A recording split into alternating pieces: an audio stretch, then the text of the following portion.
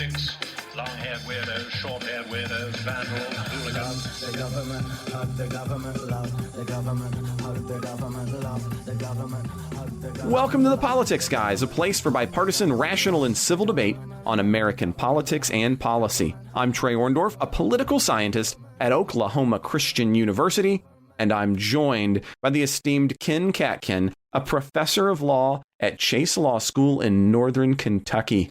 Welcome back to The Politics Guys, Ken. Thanks, Trey. Good to be back. Yeah, I mean, the last few times we've done this, we've basically been invaded by Michael. That's right. Now we're going back to basics this time. Exactly. It's going to be classic, I think, is how Mike was going to put it. It wasn't, he wasn't going to come bomb. No, I actually enjoyed doing the three-person show, but I do enjoy what we do.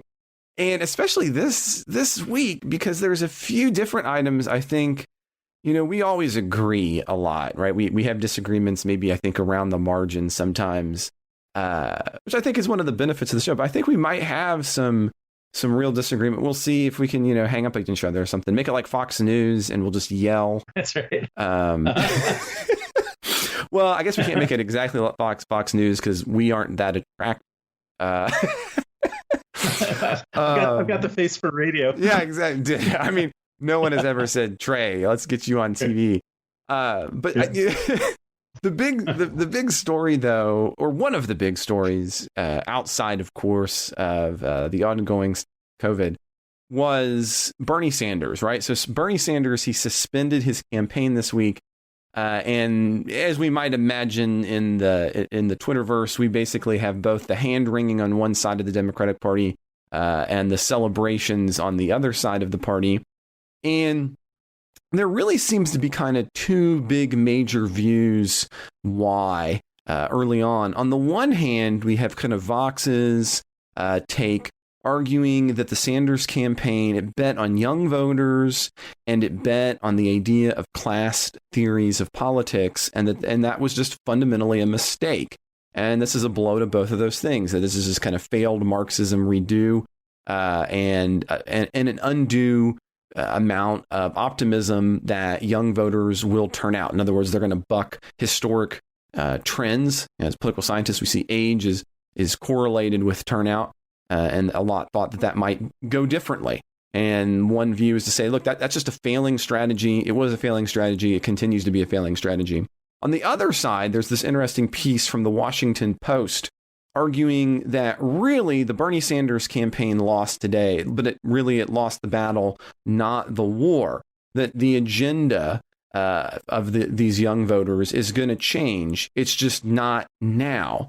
And the argument here really seems to be that the Democratic Party is undergoing a fundamental shift because younger voters are not going to follow the trends of their parents or their parents' parents. They're not going to be the baby boomer trend and become more conservative over time. Instead, things like climate change and class disparity, which some is arguing is the fundamental problem, is fact, the thing that is attracting voters. And they're going to continue to be on this. And as things get worse with joblessness over class, and maybe even as a result of the pandemic crisis, it secures the future for the next Bernie Sanders. And so, you know, since this is kind of your party, I'm curious, Ken, do you have a side in this debate?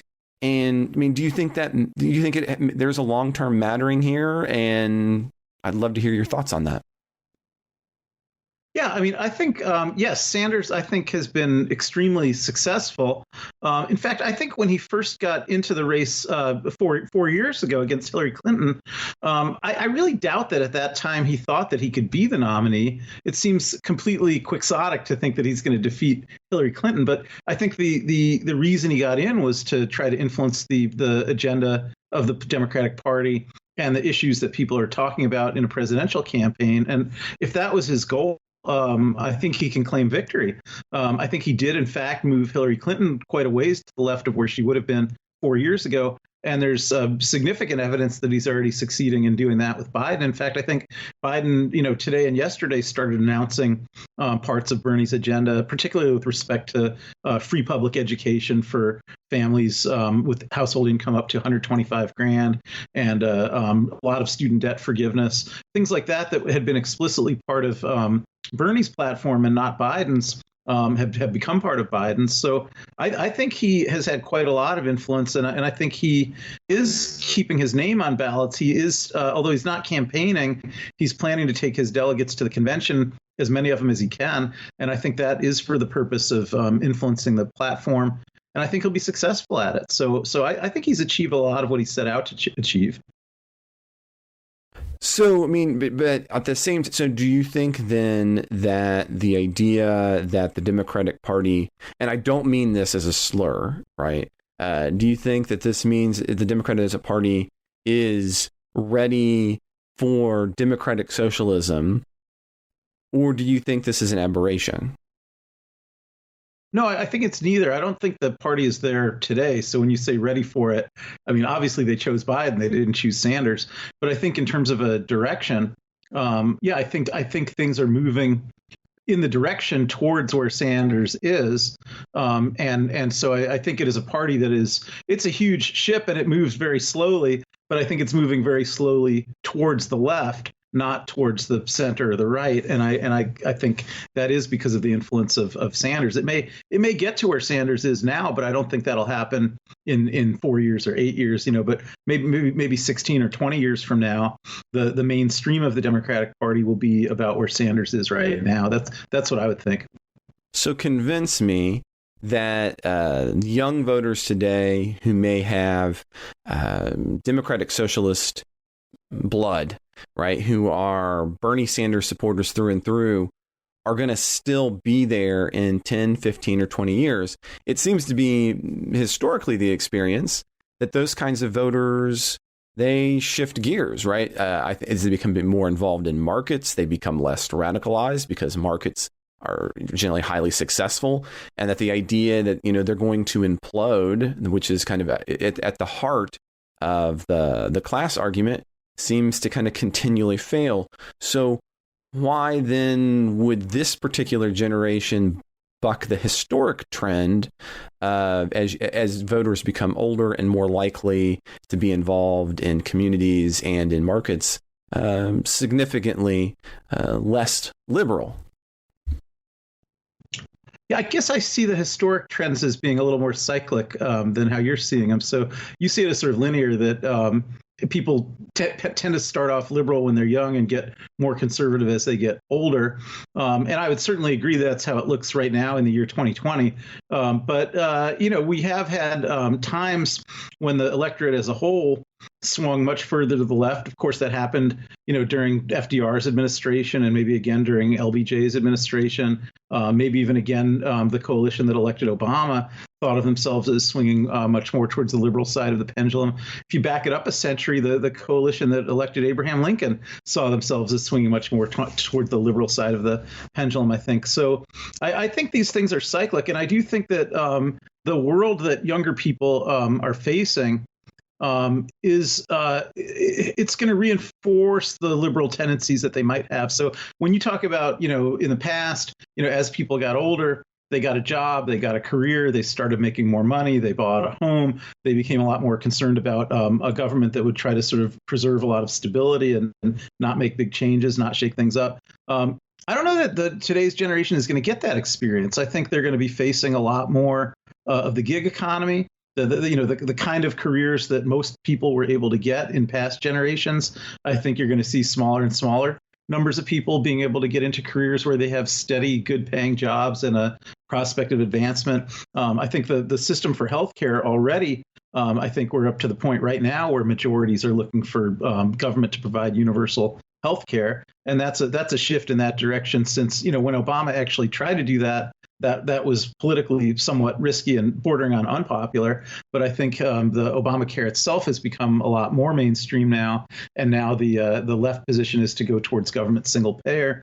So I think some of these kinds of the more the world doesn't really provide the more markets don't provide the kind of security that they used, that market capitalism doesn't provide the kind of security that used to provide, and that income inequality gets more dramatically increased, I think that's going to lead to attitudes that stay more to the left. And I guess I would use the comparison of the Great Depression and say that was the kind of circumstances that led large numbers to support Roosevelt, whose agenda was actually more, I would say, more liberal than Sanders's.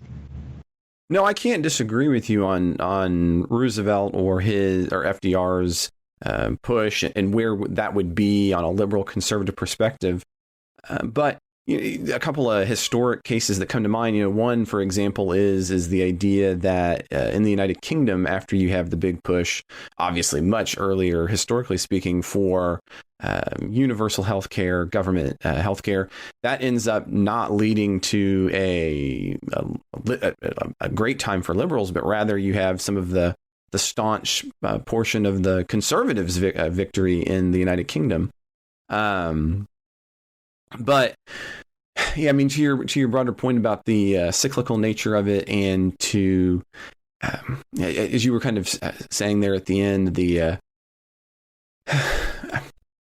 I don't disagree that it's not totally linear, but I think that the underlying assumption that things that like wealth inequality will be the primary, I think that's the story of a classism that doesn't exactly exist.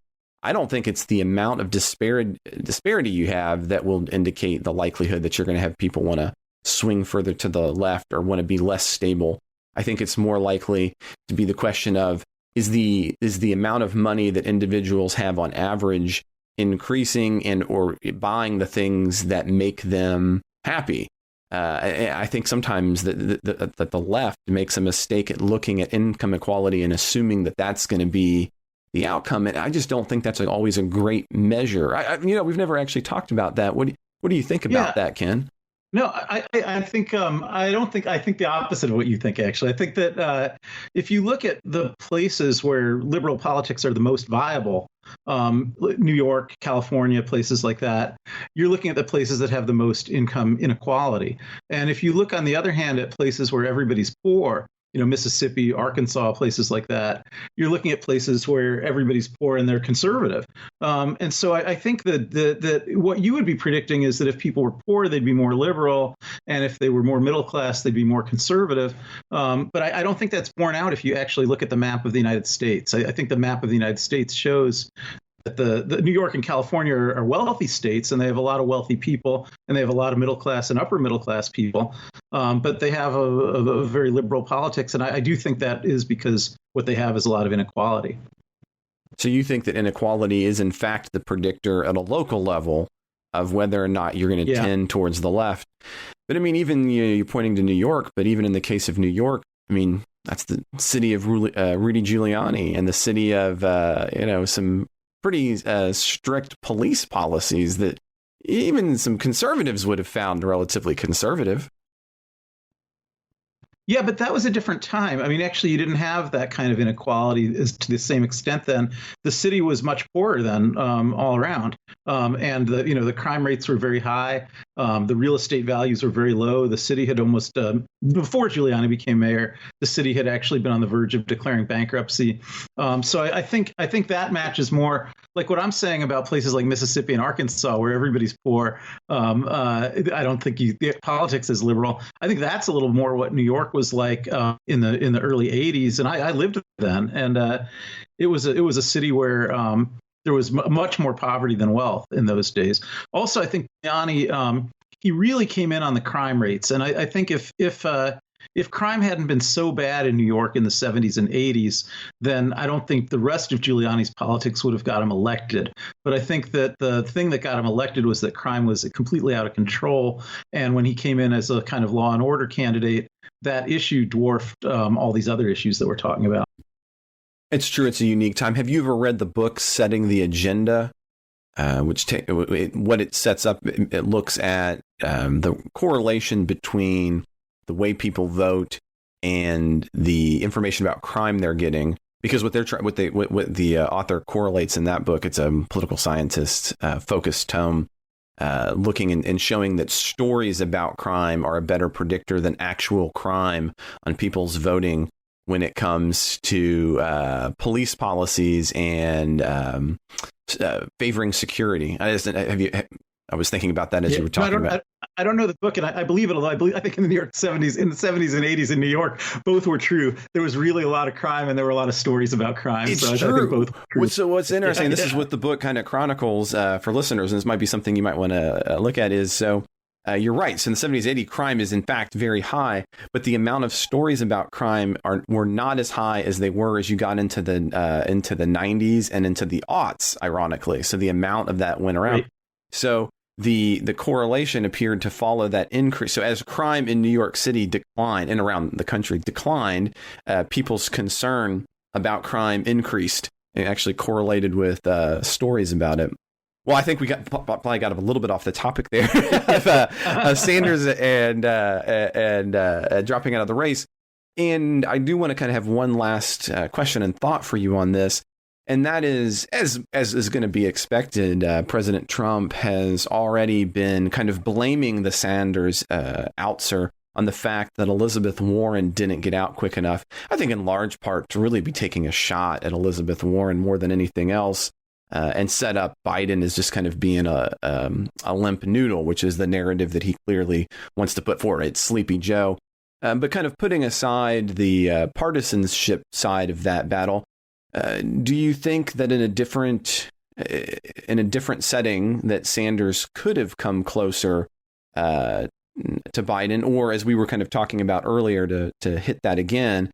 Do you think this, in your view, are we just not at the tipping point for the social Democrat?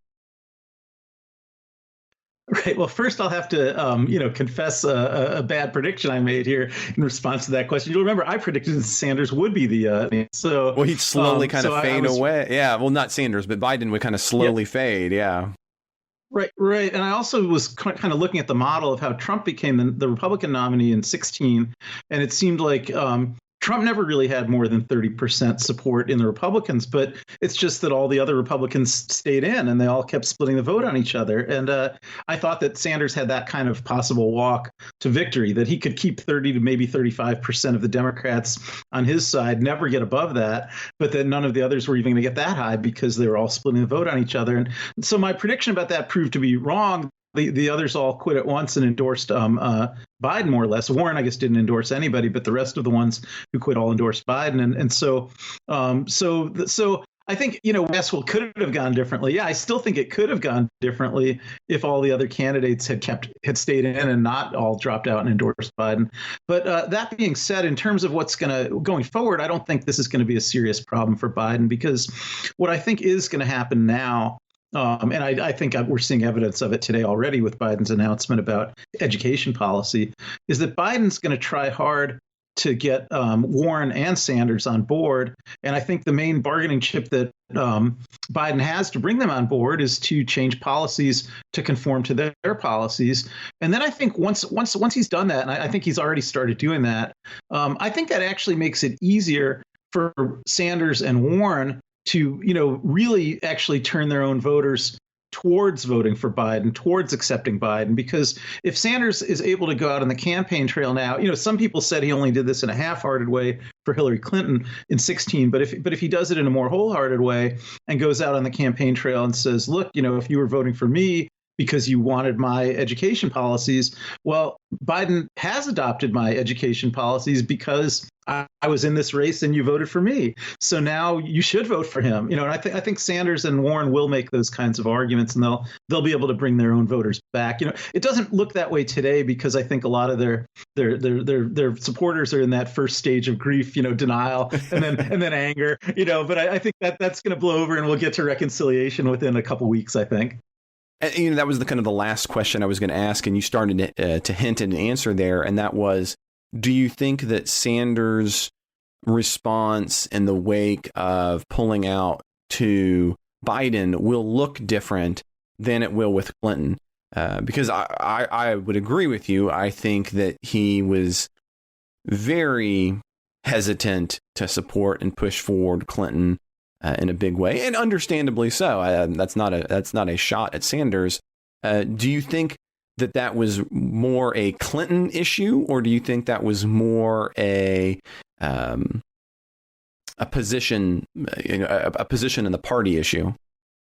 Yeah, I think it was both, but I think they both you get to opposite resolution this time, because two things were, I think Sanders really had very genuine qualms about Hillary Clinton, I think, that made it hard for him to wholeheartedly support her. But also, I think Sanders knew in 16 that he was running again in 20. So I think there was also kind of a, it was in his own, truthfully in his own self-interest for Hillary not to win, because if she won, then he's not running again in 2020. And meanwhile, he could start this. He could start the process of campaigning for 2020, which he more or less did the day after Election Day in 16. But I actually think that's different now. I don't think that Sanders can run in 2024. I think, for one thing, I do think a Democrat's more likely to get elected in 2020, and Biden is more likely than Trump to get elected in 2020. And even if not, and that I could easily be wrong about, but even if not, how old is Sanders going to be by 2024? I think, at this point, his legacy is going to have to be in whether he can get his policies accepted, and not in terms of whether he's setting himself up for another run 4 years from now. Well, I mean, if we look at the legacy, not to take too big of a shot at him, he has not been particularly successful at that historically, but we'll have to wait and see what happens. Not in the Senate, but I think he was successful in 16 at pushing Clinton to the left on a number of issues, and I think he's going to be quite successful now in pushing Biden to the left on a number of issues. Well, let's turn our attention a little bit to, I think, something else that it kind of married politics and COVID, and that was the Wisconsin primary. And heavens, have there been some strong views on this. But the short version of this is that the Wisconsin state legislature and the governor moved forward with having elections, despite the fact that there is a pandemic going on. And then in the wake of that, there has been a lot. There was the issue, and that was what is sued on and brought forward, the issue of the absentee ballots. Now, normally what would have to happen in Wisconsin is that the ballots would have to arrive. Which day? Arrive by election day. Yeah, would have to arrive by election day. But it was ruled that it could be then pushed back to April 13th. And this is actually going to head all the way to the Supreme Court. And a couple of weeks ago, we were actually talking about this kind of decision. And I know you have some strong feelings on this one, Ken. So I don't want to take too much out of the air here and just kind of let you get going, and then we can chat about it. But the Supreme Court's decision has been praised and hammered on both sides. And I would love your take on the Supreme Court's decision on the Wisconsin primary. Well, okay, I have not actually heard any praise of it, but I guess I don't hear all the same sources that you hear. But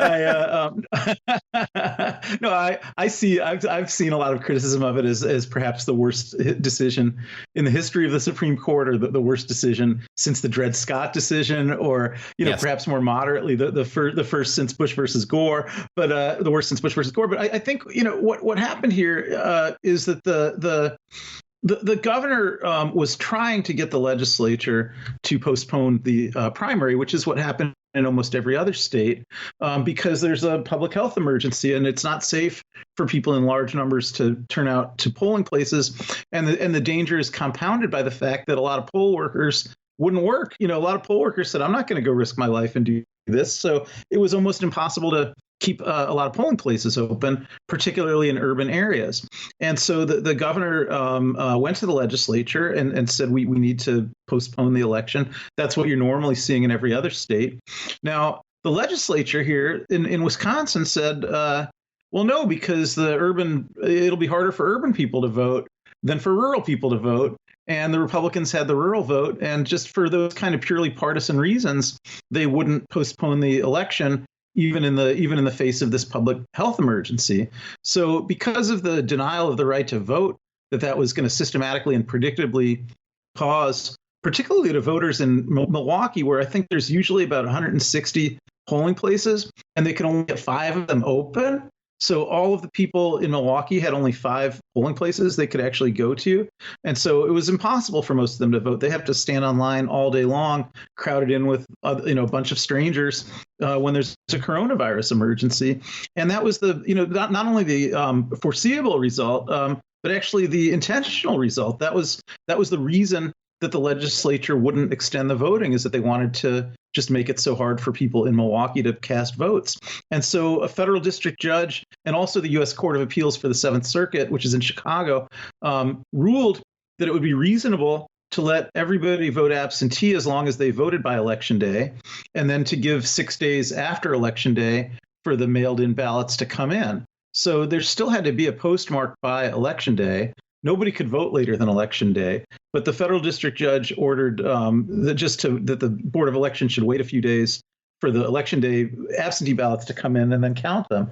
And the U.S. Supreme Court, in a decision that cited not a single statute, not a single case, not a single law, not a single specific provision of the U.S. Constitution, and that wasn't signed by any justice by name, no justice put their name on this decision, wrote a decision just saying no. The ordinarily we don't change election laws right before an election, and no reason here to depart from the ordinary rule. Just completely ignoring the massive public health emergency and the very moderate nature of the departure from the ordinary rule. So I think that was an election was actually stolen. I think that democracy did not exist in Wisconsin's statewide election, and that in particular, although it was only primarily a primary election, there was a Wisconsin Supreme Court contested election. One of the Republican justices of the Republican Supreme Court was up for re-election, and by successfully suppressing the Milwaukee vote to an extraordinary extent, that seat was stolen. There wasn't a fair election. So here's my question about this, and mine is this: so effectively, what everyone on the left is complaining about here is that the Supreme Court wouldn't overrule what the state legislature decided to do. So, I mean, on what legal basis can the Supreme Court decide, well, look, it's a pandemic, ergo, we now can modify the Constitution to the point where we can interfere with your primary election? No, nobody overruled what the state legislature did. The election day stayed the same. The only thing that was done by the governor's order, and the federal district court and the federal appeals court agreed that this was legitimate under the statute as it existed. Election day was not changed. The only thing that was changed was that absentee ballot people who actually voted, they still had to vote it by Election Day. The legislation didn't exclude that possibility.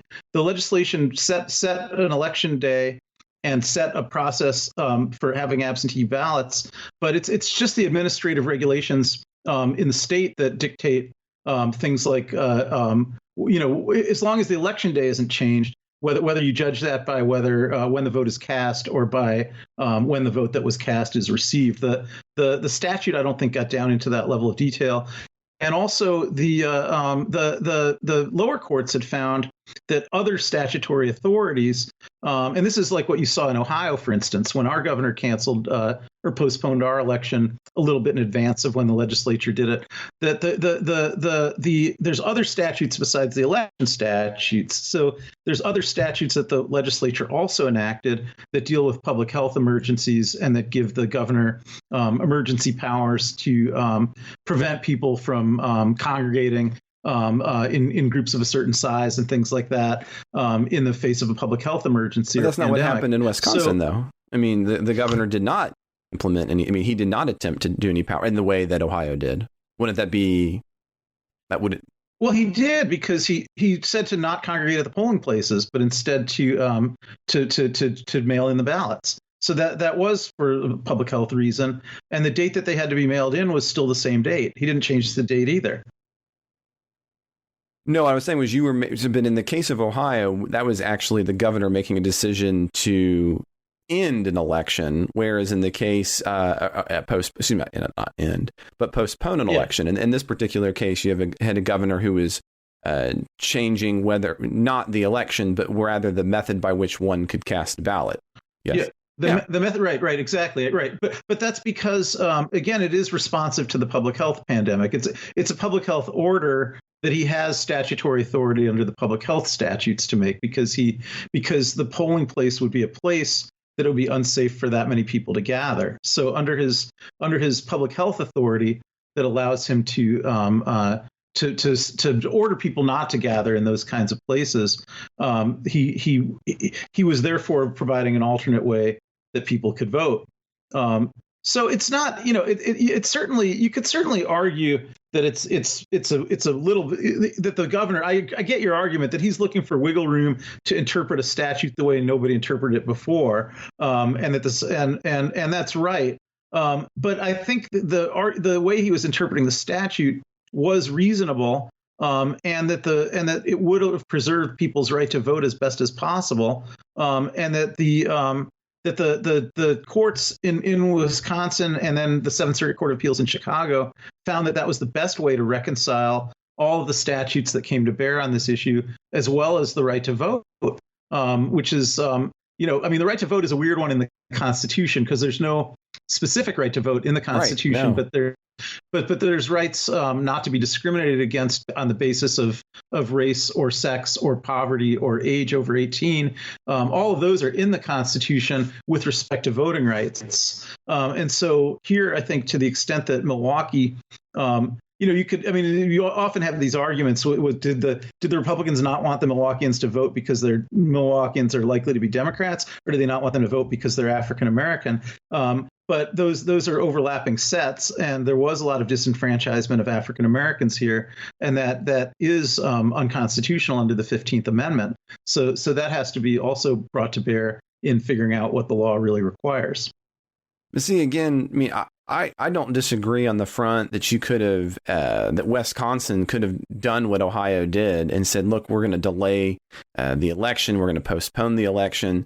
And I further don't think that you have to think it's a good idea. I mean, the idea that you're going to continue forward with it anyway might be a bad idea. What I don't, what I guess maybe we're parting company is in the sense that we want courts to effectively, under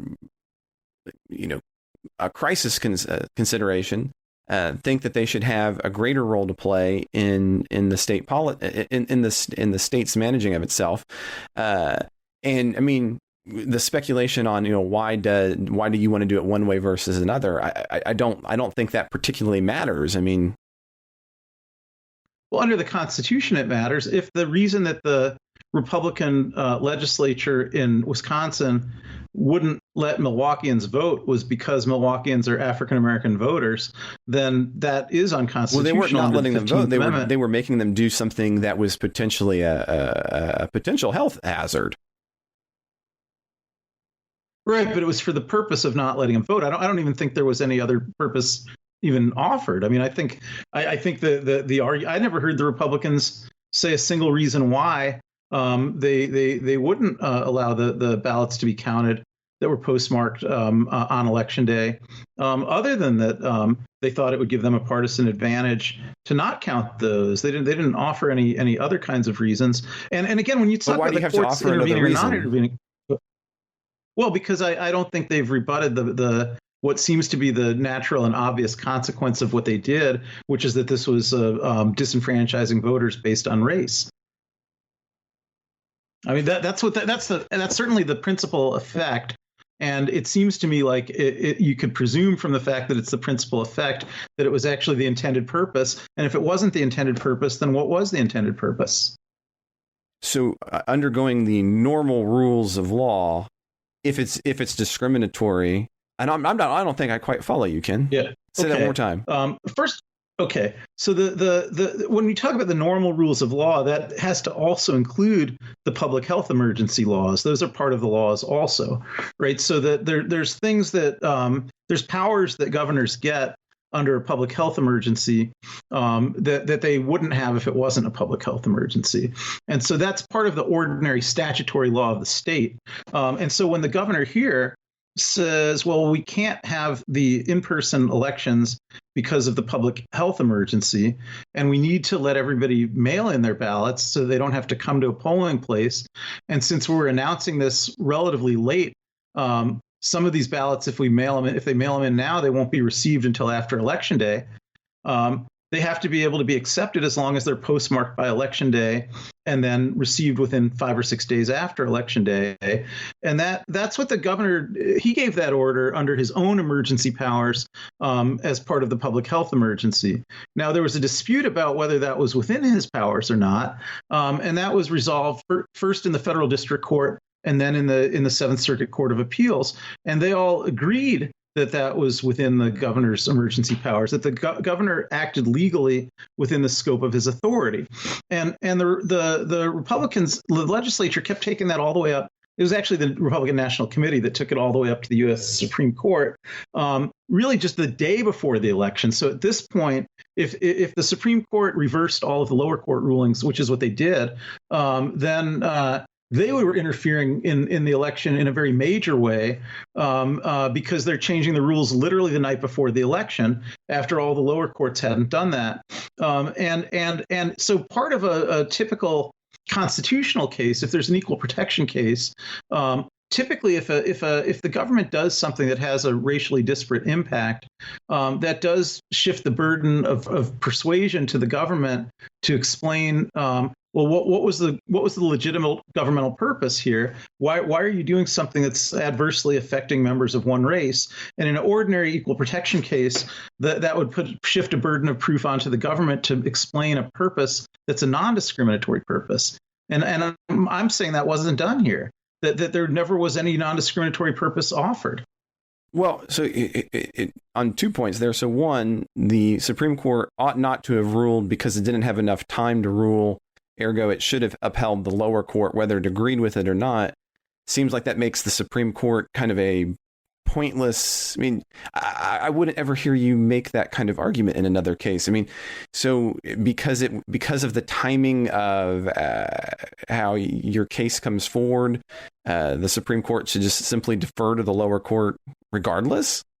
And then on the second point. So I hear that many people disagree with the way that the Supreme Court, is right for putting it, deciding how it's going to rule and the way in which it ruled. But that's what the Supreme Court does. And so what I don't understand is the idea that the Supreme Court didn't follow the rule that you thought it ought, but that's what makes the Supreme Court the Supreme Court. They get to define the rule. It's their own rule. No, that's not even right. They didn't. There was no federal issue in the case other than the equal protection issue, right? So all the other issues in the case are issues of Wisconsin law, which the Supreme Court has no jurisdiction to decide, right? So whatever they think about whether the Wisconsin law was applied properly or not, that's something the Supreme Court lacks jurisdiction to get into, and they didn't even claim to be getting into that. So that's the other mysterious part of the case, is that they seemingly the only federal issue that could get this thing into federal court is that 15th Amendment issue. And there, I think it's an open and shut case. I think on the 15th Amendment issue, that what the Republican National Committee was arguing for would have the effect of disenfranchising most of the African American voters, really in the whole state, I believe, and that there was no legitimate purpose offered for that. And the other issues you were getting to about Wisconsin law, that's just not the Supreme Court's business, and they don't mention any of that. And they really mention no laws in the opinion. No, it's relative. It's a short opinion. Yeah, that cites no law whatsoever. True. Yeah, very true. Yeah, and it just says things like, this court has repeatedly emphasized that lower federal courts should not ordinarily alter the election rules on the eve of an election. Well, what law? First of all, the lower federal court didn't alter it. It was the governor that altered it, and the lower federal court approved that. But second, what law says that? I mean, that's actually the opposite of what you were arguing a second ago, right? You were arguing the courts should go ahead and change the rules right before an election if that's what's called for. But the Supreme Court, in this opinion, says that they shouldn't. So in fact, the argument here is effectively that they are doing the very thing that they ought not to do by the standard by which they are ruling it. Yeah, their whole justification for saying that they needed to reverse these lower courts is they're saying, well, the lower courts are changing the rules of the election too close to the election. But all the lower courts did was permit the governor to do that. They didn't. The courts themselves didn't do that, and the Supreme Court actually did do that. The Supreme Court changed the rule the night before the election. Okay, I can theory that now that part of the argument I hear and I have sympathy with.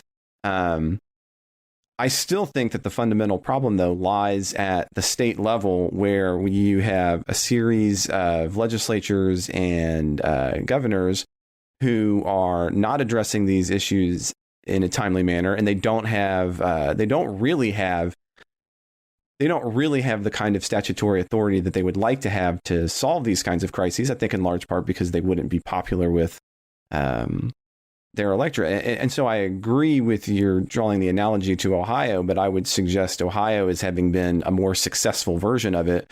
And I think a lot of the ire that is directed at the Supreme Court is probably more rightfully directed at the state legislature and at the governor of Wisconsin. Well, but the state legislature succeeded in ending democracy in Wisconsin. I mean, they deserve the ire, but also a court should stop them from doing that, right? I mean, if they can just say, well, we're going to make sure that voters who would vote for us have a better chance of being able to vote than voters who would vote against us, then you really don't have democracy in that state anymore. But I mean, that is precisely what state legislatures. I mean, this is a broader question that we can discuss. Maybe state legislatures do that all the time. I mean, as a matter of fact, the ability to create districts to favor particular candidates over gerrymandering as it is, which again is why I suggest that I think that the real outlet for those is at the state level and the people that you elect. And you're right. I mean, depending on who you elect for state legislatures, that determines not only how elections for local office are going to be, it's also going to determine how national offices are going to be. And those are elected positions. I mean, because but the people can't vote. In Wisconsin, the people have been even before this election was canceled the other day. It's already the case right now that the majority of people in Wisconsin have voted for Democrats in governor and in both houses of their legislature. The majority of voters, there should be an all Democratic government in Wisconsin if the voters had the ability to vote Republicans out of office simply by casting more votes against them than for them. But that's not how it works in Wisconsin. They have a very extreme gerrymander, and now they've married it to a very extreme form of vote suppression of voters who live in the cities. And so it's not actually possible through ordinary democratic means in Wisconsin for the large majority of voters now who are Democrats to actually get control of their own government. Well, no, I mean, in that case, I don't disagree with you, but that is the legacy of allowing state legislatures to determine the rules for elections. I mean, when you elect state legislatures, you are not only electing who's going to control it, but you are leaving fingerprints for years to come over how elections will be conducted. So, I mean, on that front, I don't disagree with you, even a little bit. What I hear, but maybe where we have the difference is to suggest that you don't think that you think that courts ought to have the decision about how that ought to. I'm not sure. Right? We haven't chatted about that on this show before. Where that power ought to lie. So I don't disagree with you. And fundamentally, I think that Wisconsin should have done something more akin to Ohio, personally. So I think where we might have a disagreement, it sounds like the biggest is just what should state legislatures be allowed to do or not allowed to do when it comes to election policy. Yes? Yeah, I think so. I mean, the question of what role courts should play is complicated, I think, because I mean, here I'm really actually the one criticizing what the Supreme Court did, and yes. and you're the one saying courts should stay out of this. So we're actually on the same side on that issue, I guess. So, but I think that what the Supreme Court did here was they intervened in an extraordinarily anti-democratic way to make sure, but both capital D and small d democratic, that they you're made talking sure about the process of democracy. Yes, yeah, exactly. Smaller, Smaller but also the partisan the party, right? I mean, I think the Supreme Court intervened to say that no matter how people vote in this election, the Republican candidate gets to win the Supreme Court race, the Wisconsin Supreme Court race, and no matter what, it doesn't matter how people vote. And so, in that sense, they I think they were anti-democratic in the small d sense and anti-democratic in the big D sense, both. And I think it's a completely illegitimate role for the Supreme Court to take. Well, let's move because we're quickly running out of time for this show. I'd like to move to something where I think we might even have a lot of agreement, and that is this week we had the firing of Michael Atkinson and Ken. I'm having a moment. Fine. Yes, Glenn Fine. Glenn Fine. Yes, who in both of these cases we have IG individuals. And the big deal in the case of Glenn Fine, of course, is this is the individual who is supposed to oversee the money in the recently passed CARES Act. Now, and then in the case of Michael Atkinson, this really appears to kind of be a get back from President Trump, I'd say, for the way that he handled the whistleblower complaint. Now, this week, part of the big news about these firings, though, is that we have some rare bipartisanness happening in the Senate, with senators from both parties demanding that the president give some additional reasoning and stating that what he had already said, quote, was not sufficient, end quote. That's a pretty big deal. And now Trump has called both of these individuals total disgraces. So, the best read I have on this, Ken, isn't long, so maybe that goes well for a last story, which is effectively Trump hated these guys and he wanted them out, and now they're gone. Am I missing any potential nuance there? What do you think?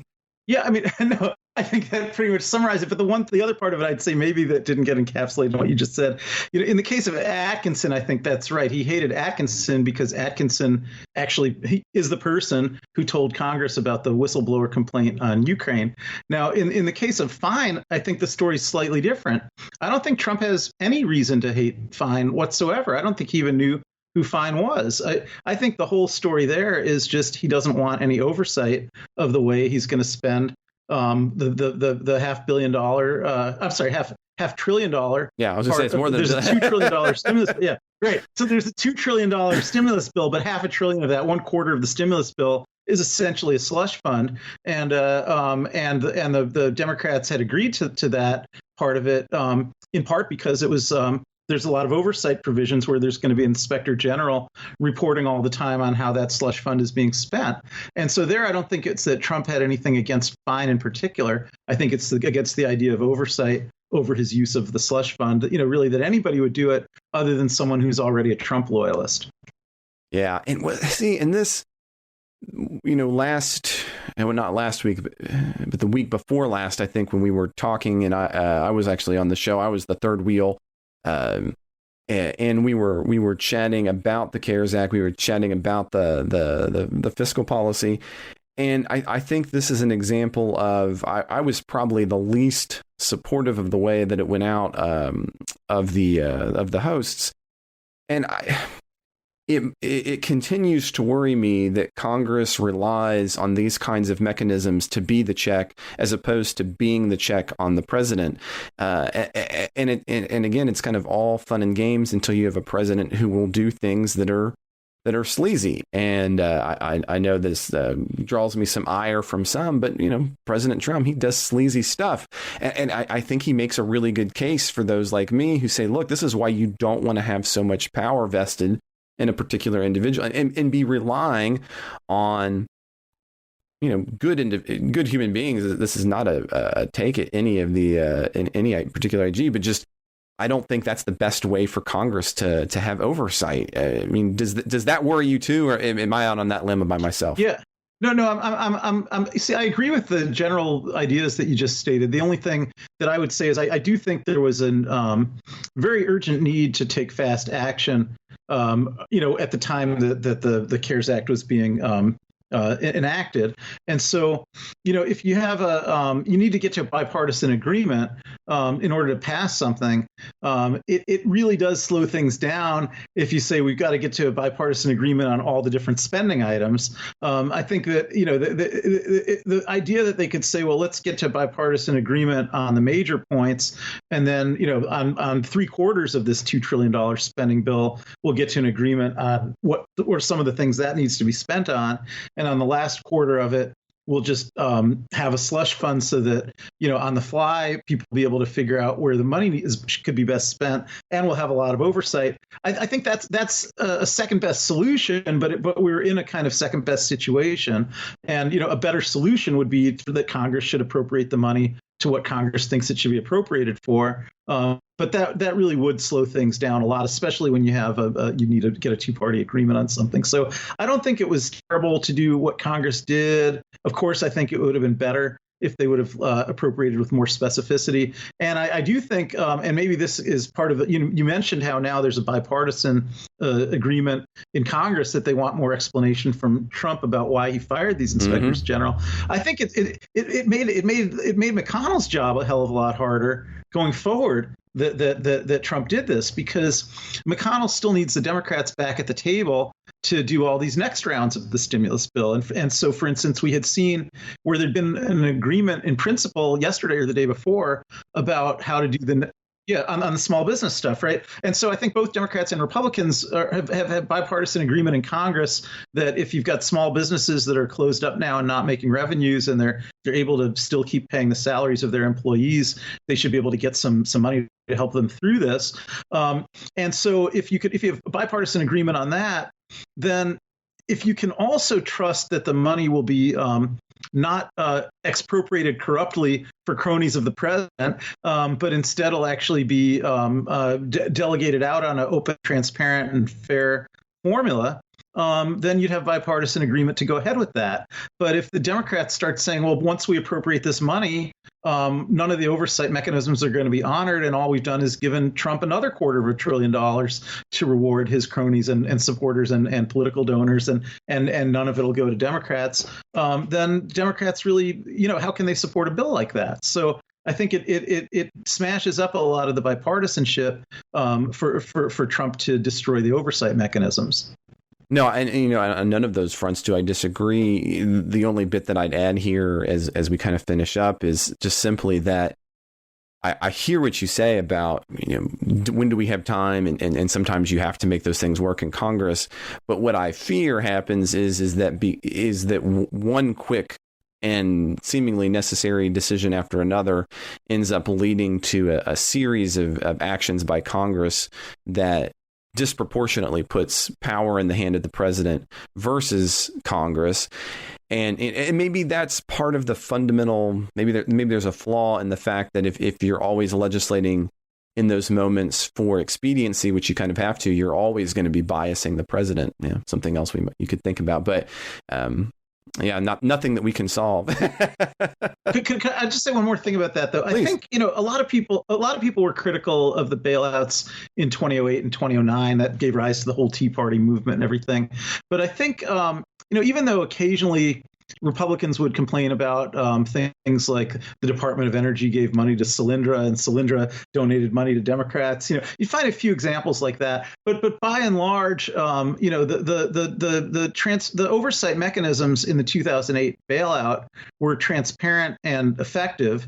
And given how much money was involved in those bailout bills, it was pretty well accounted for. It was pretty hard, even for the most partisan Republicans, to come up with more than a handful of examples that they could point to and say there was something shady here, there was something shady there. And I don't really think that was the fundamental issue of the Tea Party. It was just the spending of that amount of money in the economy, period. Right. So it wasn't a claim of being a slush fund in that sense. Right. That's what I'm trying to get at, is that I think that was a prior emergency where, because there was proper oversight mechanism in place, and because both presidents actually, because it started under W. Bush, yep. and then continued into Obama, both presidents were willing to submit to that proper oversight.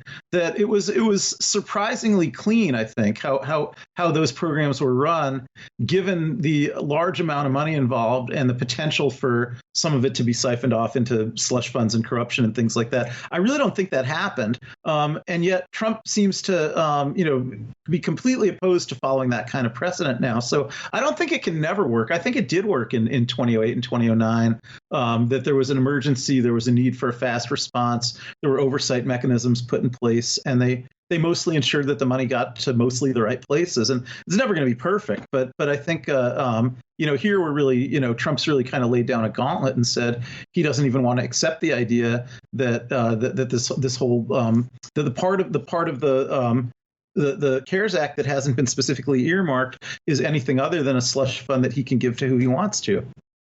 Yeah, and that in and of itself is a dangerous precedent as it moves forward. Well, Ken, it has been wonderful doing the show with you, and it always is. I appreciate it whether we agree, which is often, or sometimes when we disagree as well. Great. Thank you.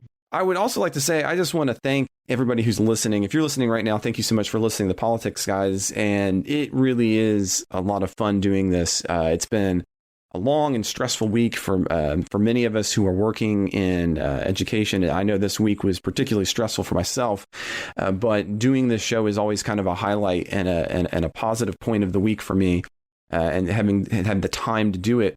And if you want to kind of give back to us, if you want to help us in this, the way you do that really is by subscribing to the Politics Guys on the podcast app of your choice.